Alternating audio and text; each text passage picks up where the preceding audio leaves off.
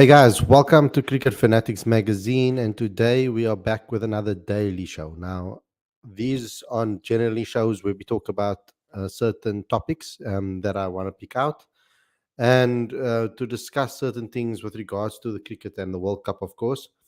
And that is something that I'm very interested in doing right now is try and do a little bit of analysis of the World Cup so far and look at what we can learn maybe from certain teams. We saw a dominating performance today by Australia against the Netherlands in a match where it reminded us of what we should have done to the Netherlands actually. Um, and it's quite irritating that a team that we beat quite convincingly went on to do that to a team that beat us. So that is something that is a bit annoying. But other than that, it's something that we can learn from.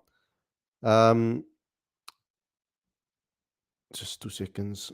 So yeah, so we're going to be doing a show today about what we can learn from the one unbeaten team in this tournament so far, the hosts India, and seeing that it is in India this World Cup, there is loads that we can learn from a team that is quite familiar with the surroundings, with the conditions, etc. We're also going to have a special guest to join me that has a little bit of more insight into this particular team that will be able to give me a lot more understanding of this style of play, of the conditions, of everything regarding India. So, yeah, I'm excited to bring him on again. It's been a while. So, yeah, we're going to be bringing him on after the intro. But before we get going, before we get started, there's something that I really would like you guys to do. First and foremost, subscribe to the channel, click that notification bell for all future videos. Don't forget to also download and subscribe to Cricket Fanatics Magazine monthly. Every issue is 100% free, straight to your inbox every month. Link is on the screen as well as in the description. I'd also like you guys to please support us by becoming a patron today. That's what keeps everything going here. That's what keeps these shows going. So please get involved with the Patreon account. Link is on the screen as well as in the description. Smash the like button, comment and share, and go to cricketfanaticsmag.com for all your regular updates. So without further ado, let's get straight into today's video. I'm looking forward to having this discussion today.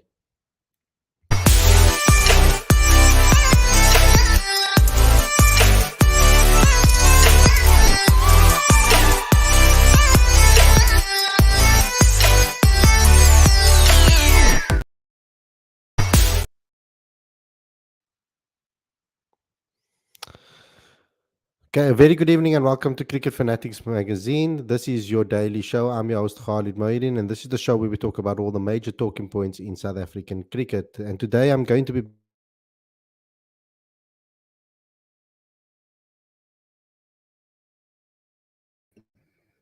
You're on mute, bro. what's going on with my internet. Anyway, so something's wrong with my internet. But anyway, guys, welcome to Cricket Fanatics Magazine.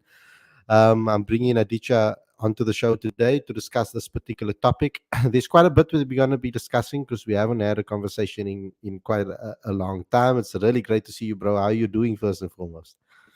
I'm doing well, and always good to see you. And of course, I've been quite active in our podcast chats on WhatsApp and things like that. But yeah, it's been a while since I've been on the show. So yeah, very good to be back. Yeah, some of the fans have been asking where is Aditya, and I've had to explain to them that you're a busy man these days. But the invitation's always open to have you on the show. So today, I wanted to discuss India because we are in the middle of the World Cup. We've reached the midpoint of the tournament. 5 games have been played by majority of all the teams. So I want to discuss something specific because South Africa do play still have to play India, and it's a game coming up very very soon. But I think it's the perfect time to actually speak about South Africa and then also India and what South Africa can learn from India. And the reason I say that is because so far there has been a pattern emerging for both sides. So the first pattern from a Indian perspective is that they've chased in every game I think it is in this tournament so far, and they've done it extremely successfully by winning all of their games against decent opposition as well. So they've played already. They've played Australia, um, beating Australia quite convincingly, bowling them out for 199. They played Afghanistan, Pakistan, they played Bangladesh, and they played New Zealand. And in all those games, they've been quite dominant, particularly with the ball first and then chasing down those totals.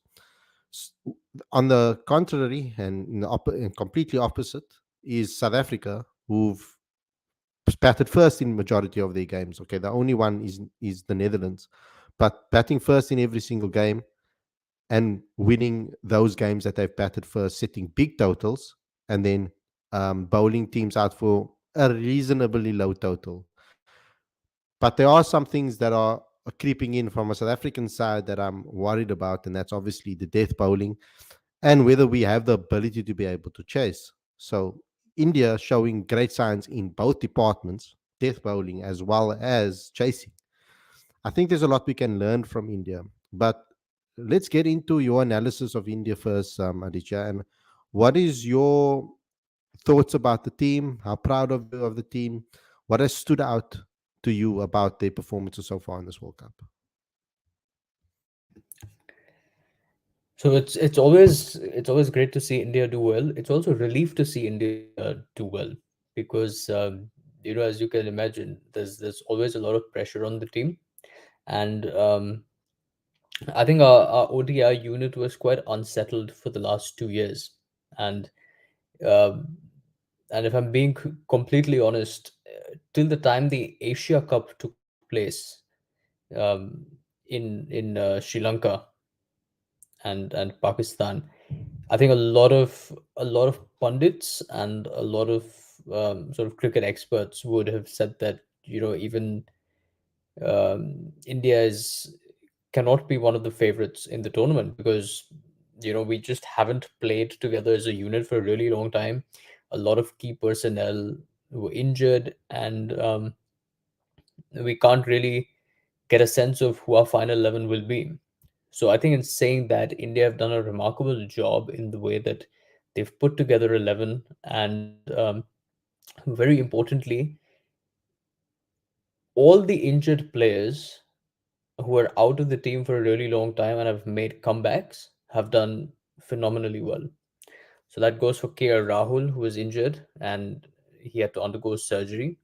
He got injured during the IPL earlier this year. He underwent surgery, and he as soon as he was back in the team, like in the Asia Cup, he scored 100 and he also kept 50 wickets. And I think that form and that confidence has held him in good stead for the World Cup.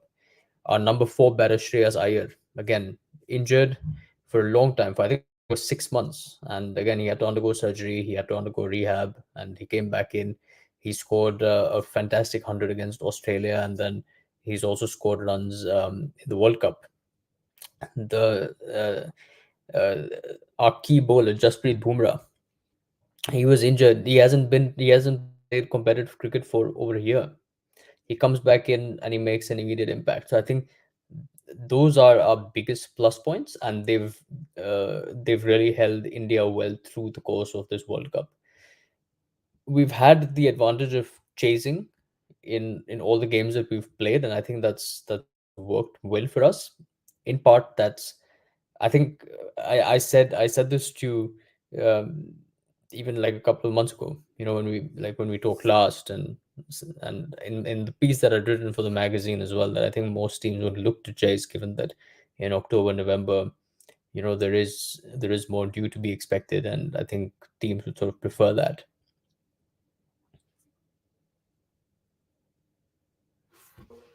When it comes to the bowling, first and foremost, I want to ask you about that because at the moment, when you look at the best bowling economies of this tournament so far, all three that stand out are Indian bowlers: Ashwin, Jasprit Bumrah, and Jadeja.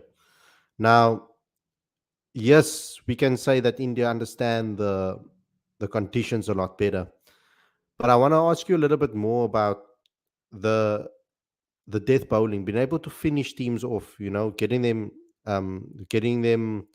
in difficult situations, but also managing to take them off and not allowing them to score or overscore runs or allow the tail to run away from them.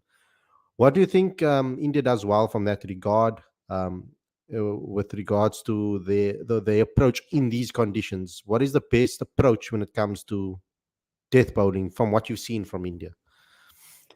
So, the thing is, India, the Indian bowling attack has been doing well in the three stages of a 50 over innings.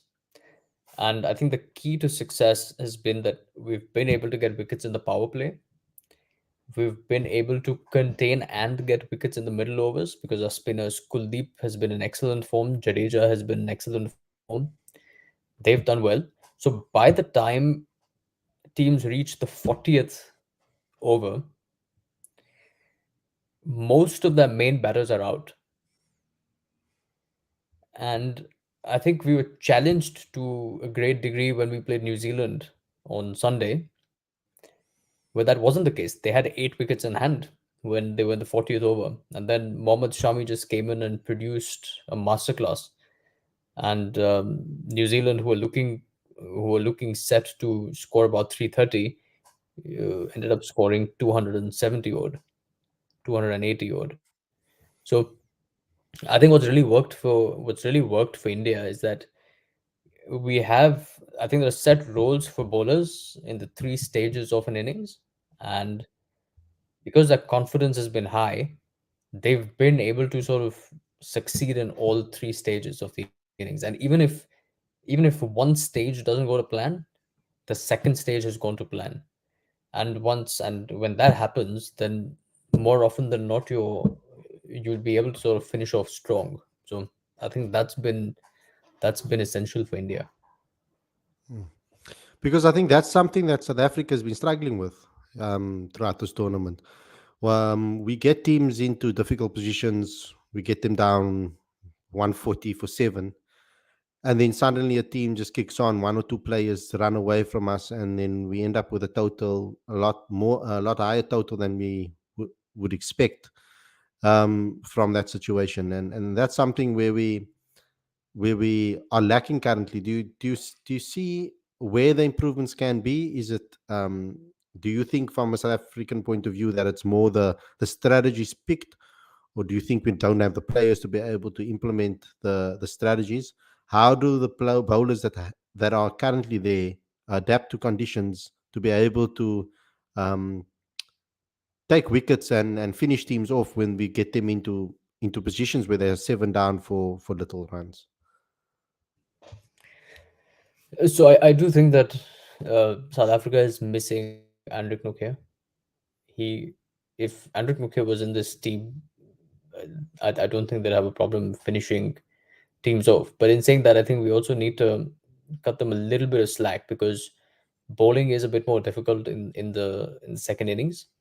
And I know there's been this concern about South Africa finishing teams off, but the truth of the matter is that if in the second innings, if teams have the better of the conditions and you have a wet ball, then that's going to be challenging. So I think Mahmudullah, he played exceedingly well yesterday to score that 111. But then I think we also need to recognize that in Mumbai there is quite a lot of dew in the evening, and it would be difficult for anyone to sort of bowl with that wet ball. It's like, it literally, like, try to visualize a cricket ball and your hands have like wet soap on them and you're trying to bowl with that. That's what it's like. Hmm. And I've, like, I know this for a fact because I've also played in dew, and it can be really uncomfortable. Hmm. Yeah, and I think yeah, it's something that is going to bother us, and we don't know how we're going to perform when we chase. The thing about India is that they're looking extremely dangerous when they're in those positions. Do you think that the key is having consistency from players, the likes of Rohit Sharma and Virat Kohli, that helps you guys to take those strong positions to chase games down? What do you think has been the main factor for you guys' ability to be able to, focus and then chase down totals? So I think what like a main reason that we have been able to chase down totals is that our bowlers have done really well in the first innings. So it's ensured that we chase 270 instead of 330, because you chase 330 and then you're in a different position. And I have to say that certainly in the game against New Zealand, we were challenged in that game, and not all batters played to potential there. If I think about Rohit Sharma's dismissal, Shubman Gill's dismissal, Shreyas Iyer, KL Rahul, all four batters, all four batters, with the exception of KL Rahul, I suppose, got out after being set to shots that could have been avoided. So I think that's so there is scope for improvement there. But having said that, I understand that the approach, particularly from Rohit Sharma, is just to is to basically outbat the opposition within the first 10 overs itself. Because and I think you can see the difference in the approach, because Kohli likes to take the game deep. He has a low risk approach to cricket. He runs hard, he plays the ball on the ground, doesn't hit too many sixes, um, and until he gets to a position where India can't lose the game, he won't take a risk. Whereas Rohit Sharma, if it's his day and he just decides to go for the balls to the wall sort of approach, it becomes a one-sided game. Like you look at that Hmm. India Pakistan game, for example. He, I mean, he batted as if he was going to finish the game in like 30 overs, and so I mean, he's got a phenomenal record in ICC tournaments. Also, he's got 700s in I think Hmm. 22 innings, which is just unbelievable. And I mean, Rohit Sharma is just he's just an enigma, man. I don't know what happens to him in an ICC tournament. He just goes crazy. So that's great signs for us. Um, Having said that, I'd be interested to see what happens if India put into bat first. Not because they can't bat first, it's because I'm more interested to see how the bowlers respond to being under pressure. Like India, like right in the Asia Cup, for example, in the Asia Cup, I think India were what, like they were 100 for 3 or something like that, against an informed Pakistani bowling attack. And Virat Kohli and KL Rahul, came together to put on a 233 run partnership, Hmm. and they went on to score like 330 in those 50 overs. So, of course, India can bat first, but to me, just for the sake of what happens in the knockouts, I would like to see India bat first so that the bowlers can defend with a wet ball when they're under pressure. Hmm. Now, there's another question I want to ask you, because we had this debate and this discussion before the tournament started about the utilization of our seamers, and we going in with a heavy bowling squad. Yeah, But I want to ask you about South Africa's approach when picking the teams. yeah, So, in majority of the matches we played, we've picked four seamers. We left Shamsi out of the team. So that has been what we've currently favored. As a Indian fan, familiar with the conditions at the different grounds, what was your thought about that particular strategy from South Africa to play that many seamers and leaving someone that has the mystery aspect to his game like Shamsi out of the team?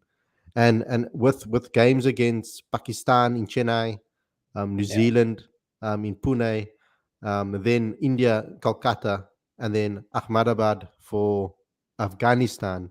Can we continue doing what we did in the first half of this tournament? No, absolutely not. I think honestly, it's been a mistake to not play Shamsi. I think he didn't play against the Netherlands either, right? Mm-mm. He didn't play against the Netherlands, Nope.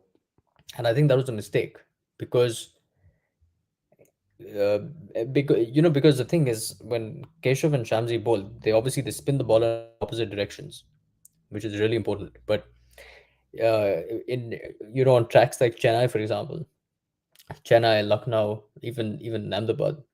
It's important to play two spinners, and I think Shamsi will have a lot to offer on these services. I think the game against New Zealand, Shamsi is going to be key, and it doesn't necessarily have to reflect in his wickets column, because if you look at the game between Afghanistan and Pakistan, Rashid Khan didn't take a wicket, but his his consistency in line and length ensured that Noor Ahmed took wickets. So, I mean, like batting, bowling is also a partnership-based game, and um, I would love to see Shamsi play, and I think it would be a mistake if they continue to leave him out, because there will be a time where South Africa will have to chase, and to make sure that South Africa chase successfully, it shouldn't be a total that's out of control. And the only individual, in my view, who can sort of ensure on a difficult track that that doesn't happen, in addition to Keshav Maharaj, is going to be Shamsi. Yeah. I agree with you 100%. I mean, the Netherlands game, I was shocked that they didn't pick him. Yeah, I thought that the Netherlands would be a team that would struggle against that mystery spin of yeah, Shamsi. It's not someone that they would have faced a lot either, the players in that team. So it is something that I thought would have been uh, a key one. I was talking to a friend today, Alistair. He's a friend of the channel. He's been on the channel. He actually did quite a few videos with me at the beginning of Cricket Fanatics magazine when we just started, and he was kind of telling me that he's actually okay with the Netherlands defeat, in a way, rather that it came against the Netherlands, who are not necessarily going to impact our chances of making the top four. It's the teams that are like Australia, England, that could possibly affect that we beat them. It's important. New Zealand, Pakistan, India, those teams are very important. We probably only need to win maybe two out of the last four, you could say, or three out of the last four, if you want to make sure that we make that top four at the end of this campaign, or this the group stages. When it so this could be an interesting one for South Africa, because I think that the grounds are going to be a lot more spinner friendly as the tournament goes along. And I think it's crazy that they haven't played Shamsi more. But maybe perhaps they understood this and they're waiting for these games now, to try it out again, or play him in those matches. It's going to be interesting to see. Can I get your thoughts on the Temba Bavuma situation with Riza Hendricks? Obviously, Riza came in after Temba was ill, and he went on to score 85. A lot of the fan base wanted him to play again because they believe that he could go on and do what he's done in the T20 circuit.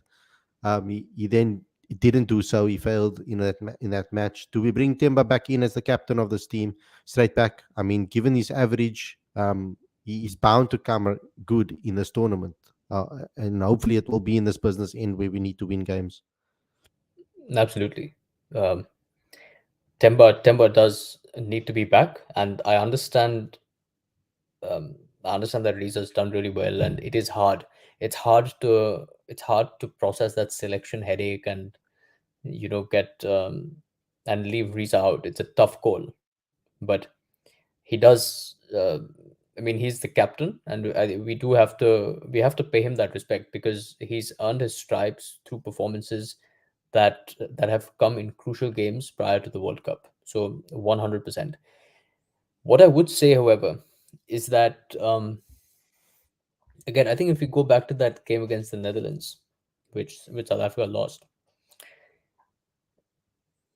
the off spinner was brought in to contain Quinton de Kock, because Quinton de Kock likes space on the bat, certainly early on, and that was Mhm. an effort to sort of unsettle Quinton de Kock into playing a shot that he wouldn't otherwise play if he was comfortable, and that worked, right?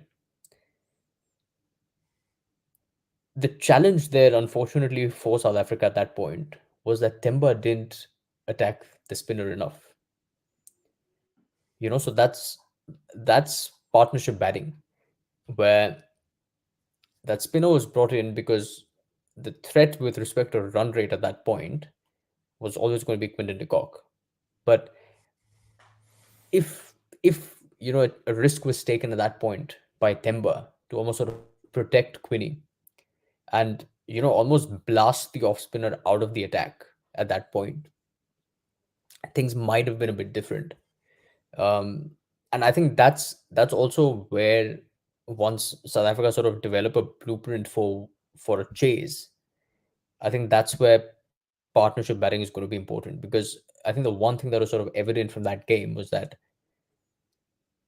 South Africa didn't seem to have a plan for how they're going to approach chase. That's the thing, Yeah, whether.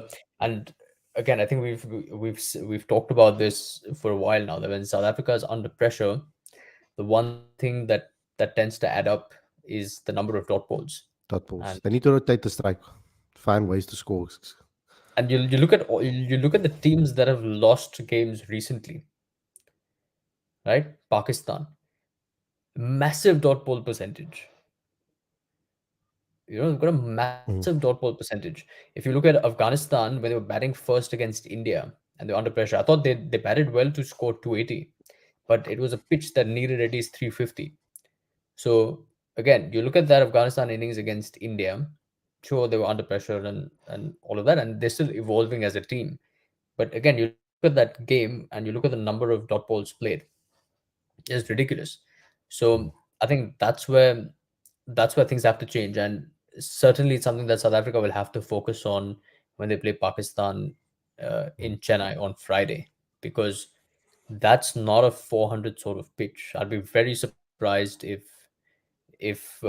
either team even gets to like 330 or 340, because honestly, when Pakistan played Afghanistan yesterday, I think, um, yeah, day before yesterday, uh, 280 285 was a Is it not?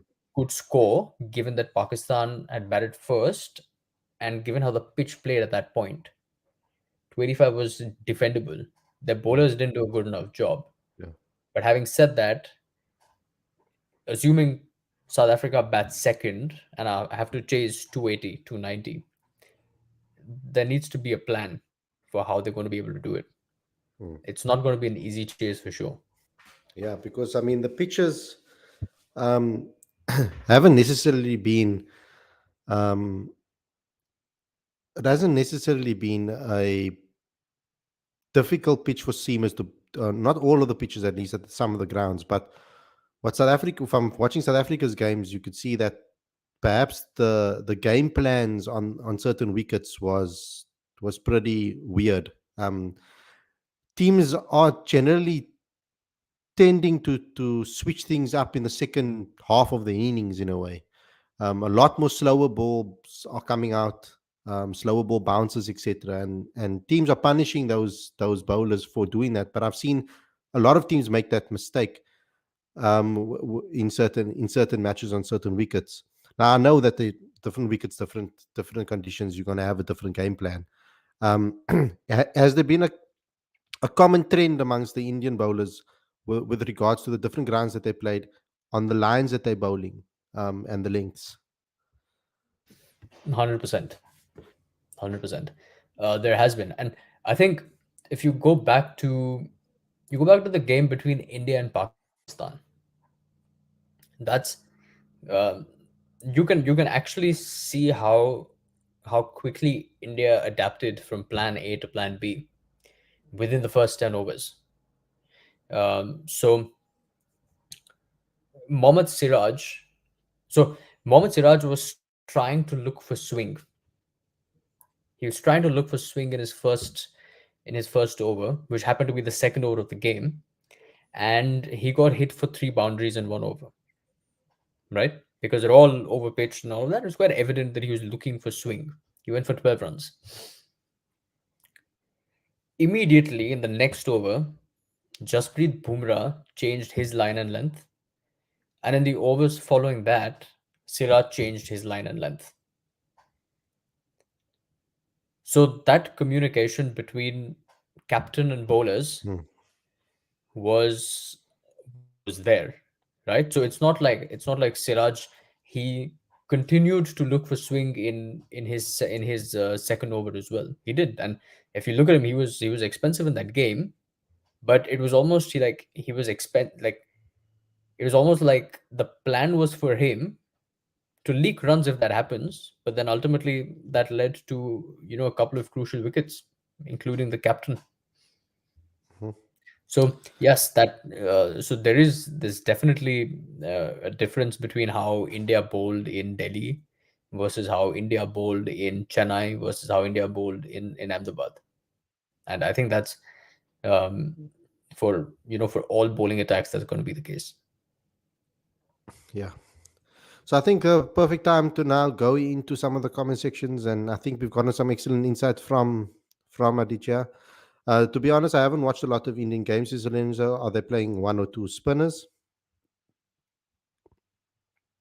Yes, It's mainly been Kuldeep and two spinners, Jadeja. like Jadeja and Kuldeep. Yeah. Okay. Um, Lawrence says they play three in Chennai. Yeah, so but it depends on the venue, but they play a minimum of two, Yeah, irrespective. Yeah, yeah. But so Chennai against Pakistan might be a good time to maybe try out Aiden Markram from a South African point of view, because he hasn't bowled at all this this tournament so far, which is quite surprising in my eyes. Um, Amit says mostly two, one time three, but don't forget India has extra pacer in Hardik Pandya. SS extra bowler is a spinner. Um, Aditya says he's got 2 minutes left. So okay, thanks a lot for coming on the show. By the way, it's really awesome that you did gave us some time and gave us some insight. I'll get into the comment section right now and answer some of the questions. But thanks a lot, Aditya. I'll sure. I'll check you soon. Cheers, man. Do you want to give some parting words before you leave? No, I'll be back in like 2 minutes and I'll answer a couple of questions and then I'll go. Okay. Okay, cool. Yeah. Oh, I thought you were gonna leave. Okay, thanks. Okay. Yeah. Okay, cool. I'll see you now. Um, let's see what Lorenzo. Okay, that's the answer to Lorenzo. I think moving into the phase of the tournament where two spinners is a must on most wickets, especially with the games that we're going to be playing and the venues that we're going to be playing at in the last couple of games. Obviously, Chennai, Pune, Kolkata, and Ahmedabad. So those are venues that I think at least three out of them are going to be necessary that we have two spinners in those games. Shamji only played against Australia, yes. It's also a myth that Asian sides play spin well. I've seen Pakistan struggle, New Zealand, Afghanistan spinners. Shamsi will have a big say going into the second half of the tournament. I think so too. It is something that we need to look at definitely. Sham is also quality against the lower order and tail enders. They just can't seem to pick him. He will definitely be the answer to our death bowling issue we are currently having. And mind you, we are going to be playing a lot better opposition that have a much better tail than the teams that we've played before. I mean, bar England, Australia. Um, in the remaining games, New Zealand and Pakistan games can be good for Shamsi, but playing Shamsi against India will be fatal. Or are right-handers who play the spin very, very well? That's a question that I'm going to talk to Aditya about when he does return. I want to ask him um, on that particular aspect of the game and what he thinks about it. Um, we focus much about our lackings when we lose, but even when we win, we can analyze weak spots. Yes, and we did. I did that consistently throughout every single review that we've done so far. Even though we won and we won convincingly, I tried to get to be a little bit more calm and try to pick out the weaknesses when it came to certain things. BGC is death bowling something Proteas could learn. Proteas badly missing Nokia on death bowling. I'm hoping that's the case because against the Netherlands, that's when it really showed that our death bowling is an issue. That's when I started seeing it. Now I understand that there's due in India if you're batting, if you're bowling second, and it can affect the game and it can affect your ability to bowl more accurately and more consistently, keeping whatever the lines and lengths that you do have. But on the flip side, we saw our issues and struggles against the Netherlands because they should have never gotten to the total that they did. or 245, I think it was, from 144 for seven. They should have never 140 for seven. They should have never got into that position. And that's largely due to our struggles with the death at the death. And we've had a problem at the death for quite some time. And I thought that at the time when Sean Langeveld was bowling coach, because of his ability to bowl the Yorker, that he and his ability to bowl at the death, I thought that he would help this team develop that, but that hasn't seemed to be the case.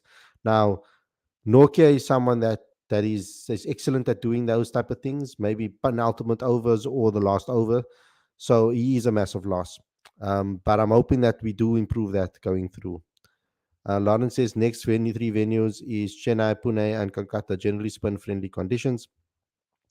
Our best 11 moving forward, in my opinion, is going to cock the Timber Wuma, Riza, Rassi van der Dussen, Markram, Klaassen, Miller, Janssen, KG, Lungi, and Shamsi. Yeah, I thought that would be the case, Lorenzo. Riza Hendrik struggles so much against the moving ball. He barely moves his feet, and there's a huge gap between bat and pad. Temba is technically a bit more sounder than Riza, but Riza is destructive. That's true, and that's why the ODI averages are so different. Riza in ODIs was averaging about 28, I think, or 29. Temba averages 50. So there's a reason for that. Um, a long time Aditya could play Keshav Maharaj in a movie, says Berg. Real G, in the last 10 years, only Tahir and Nokia could deal with Tail. Yes, KG, Tail, Monet couldn't. Um, Berlin point on the Netherlands game, Aditya. Lorenzo says, surely enough, Timba will come back in. But if he does not score in the next two games, I'd have Riza back in the 11. And I just hope Rob will be bold and not stupid like our former selectors were. Strike rotation was not there in the Netherlands game in the early stage. Quentin Cock is not able to play freely, and Temba was struggling too. And that's something that we've spoken about, myself and Aditya. I think we did a whole episode on strike rotation and talking about how South Africa needs to learn how um, to run between the wickets and keep the run sticking over. That is something that we've always suffered with and struggled with in the past. And I think in the games against India specifically and New Zealand, who tend to bog you down a bit and they create a lot of dot ball situations, we're gonna need to find scoring options and to be able to, um, if that's with singles and or doubles, that would be great. But those dot balls are going to affect us against a team that is so disciplined. Both of those teams are extremely disciplined with the ball in hand. We saw the exact same scenario against Australia when Maxwell was brought to combat Quinton de Kock, and Temba just allowed the off spinner to bowl without trying to get him out of the attack. We also saw against the Netherlands, I think was it against the Netherlands, where Temba just like allowed himself to just dot out a full a maiden and over. Put pressure on the spinners early as possible when you get the opportunity. And by scoring runs, I mean substantial runs, not 20s and 30s, says Lorenzo. Temba needs to go back to playing proactive cricket. That's when he was playing at his best. When he goes into this conservative route, he tends to up and get stuck in first gear and also get stuck in his crease. We've seen that dismissal against from against the Netherlands from Van der Merwe, he was stuck in his crease. I've seen that delivery. I've seen that dismissal against Temba multiple times already in the past. A free flowing timber is a joy to watch, says Lorenzo. Mohammed Shami getting game time and taking wickets is a worrying sign for all the sides who still have to play India. That is very, very true. The way that guy swings that ball is just absolutely amazing to watch. India dominate because of bowling. Batting is good, bowling is brilliant. That's true. By the way, we should learn from India, but the focus now is the next match. We should think about facing Shaheen, Shire, Freedy, and others. And that's why I'm doing this episode because tomorrow, yes, we're doing the preview for the game. But there's certain things that we can learn from India when it comes to that Pakistan game, particularly. Um, there are some learnings that we can take from that and the approaches. when it comes to certain things. We don't know whether we're going to bat first or bowl first in that particular match, and we're going to need to be 100% focused when it comes to that game against Pakistan. There are certain things that we can learn from them, and Aditya mentioned a lot of them on today's show, and that's the reason why I wanted to talk about this. We will be focusing again. Um, we will be focusing again tomorrow with the previous show on the actual game against Pakistan, and what we can do over there, because it is a very talented team. We know how talented they are. And when it comes to South Africa in World Cups, they seem to always find a way to cause an upset. They did it to us in the T20s, and I'm just hoping that South Africa will find a way to get another victory. It's important that Pakistan game. I think we need to win that. We need to win that match. It's very important. We can perhaps maybe just um, survive, perhaps beating, losing maybe to one of India or and New Zealand or both, could perhaps survive if we can beat Afghanistan and Pakistan. But it means that Pakistan is the first game that we need to focus on, and we need to win that one. It's a must for South Africa that we win that. Any tips from your time playing against Pakistan, India, from your side, Aditya? Because yes, we're playing them in Chennai. It's a different venue to where you guys played them. But any tips on, if you could give any tips to the South African team and how we can beat Pakistan? Yeah, I mean, the key to beating Pakistan is that see, the bowling attack uh, is not particularly confident right now. Um, Haris Rauf has been leaking runs. Shaheen Shafri, he's pretty much been like a lone warrior of sorts. But the bowling partnerships haven't been as effective. And in the middle overs, Shadab Khan and Usama Mir have not been able to take the wickets that Pakistan need them to take. So actually, the bowling attack is under a lot more pressure. Um, so I think South Africa should definitely capitalize on that. With respect to their batting, um, again, I think Pakistan is unfortunately is one of those teams that sort of struggles to rotate strike, and when they're under pressure, they do sort of rack up the dot balls. So again, I think that should be key. So for South Africa, it'd be really important to be, super active in the field and pile on the pressure in that way. But again, I think bowling partnerships will be critical for South Africa, and I do think that Mm. it's important that they play Shamsi because, again, Pakistan, the good players are spin, but they're not necessarily great players of spin when they need to strike at a certain run rate. So, it's important for South Africa to sort of capitalize on that because you won't see too many Pakistani batters right now, step down the track and hit a ball over the bowler's head.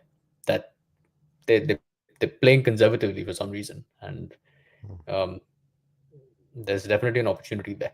Having said that, having said that, Pakistan are in a must-win situation. They need to win their remaining games, and if they lose to South Africa, Game they're out of against the Pakistan. tournament. So a team that has nothing to lose is always dangerous, and when that's Pakistan, Hmm. that can be even more dangerous. So that's one thing that you got to look out for. Yeah, it's 100% something that I'm a bit worried about, because that's exactly when Pakistan play their best cricket. So yeah, South Africa getting Pakistan not, maybe not at the best of times currently. When it comes to the surface so far in Chennai and what you've seen over there, um, do you think South Africa have the players to be able to capitalize on that particular wicket? Um, is it more of a, would you say, a chasing wicket, or batting first type of wicket? How do you analyze it, personally, Aditya? Chasing, chasing wicket for sure. I think if South Africa win the toss, they should definitely chase. Um, but in saying that, assuming let's say that South Africa put in a position where they have to bat first, they have to be reasonable.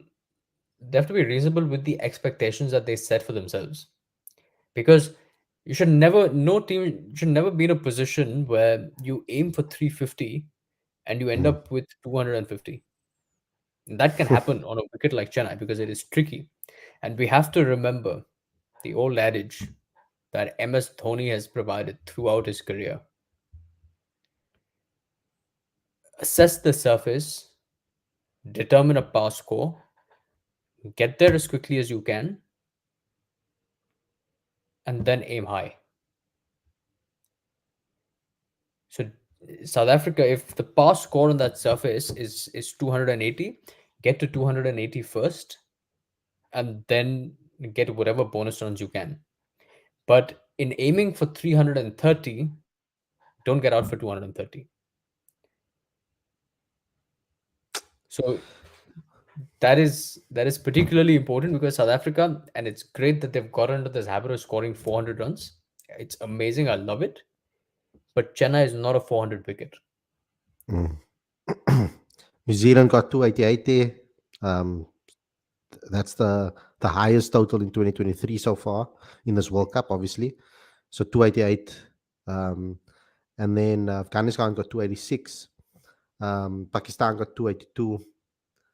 Um, Australia got 269 against India. Um, 199. shit, what am I looking at? Not giving them Score. one more run than they deserve. According to, I mean, this list is messing me around.